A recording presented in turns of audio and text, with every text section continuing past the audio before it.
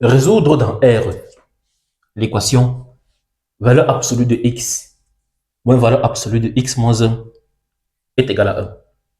Première des choses, on remarque que le membre de gauche est positif et le membre de droite est aussi positif, car c'est dans la valeur absolue. Et on sait que la valeur absolue d'un nombre est toujours positif. On peut donc élever au carré à gauche et à droite. On aura donc valeur absolue de x moins valeur absolue de x moins 1 au carré est égal à 1 au carré. Or, on sait en mathématiques que valeur absolue de x, le tout au carré, est égal à x au carré. Ceci donc équivaut à dire qu'on aura donc x moins valeur absolue de x moins 1 facteur de x moins valeur absolue de x moins 1 est égal à 1.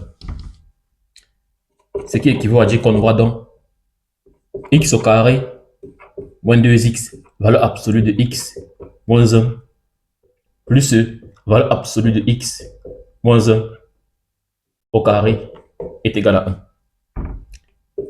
Ce qui équivaut à dire qu'on aura donc x au carré moins 2x valeur absolue de x moins 1 plus x moins 1 le tout au carré, d'après ce qu'on vient de voir. Et en développant, on va trouver plus x au carré moins 2x plus 1 est égal à 1. On peut donc simplifier les 1 à gauche et à droite. Il va rester ici 0. On a x carré plus x carré. Donc ceci qui va dire qu'on aura donc 2x carré moins 2x, valeur absolue de x moins 1, moins 2x est égal à 0.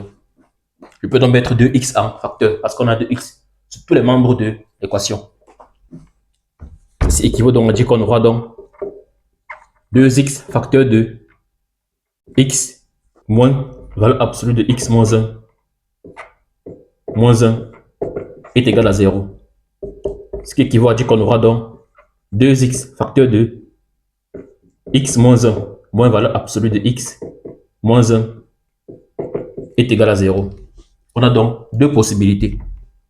Soit on a 2x qui est égal à 0 ou encore valeur absolue de x moins 1 est égal à x moins 1.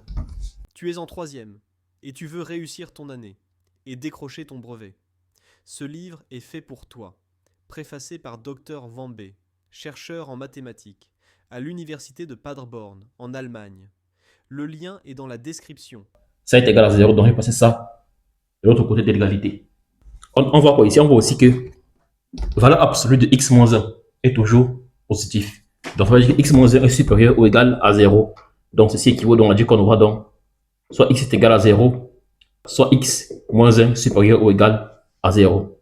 Car ça sera toujours positif ou nul. Ce qui équivaut donc à dire qu'on aura donc x est égal à 0 ou bien x supérieur ou égal à 1. Donc, conclusion, que vaut S? S, l'ensemble de solution S est égal à quoi?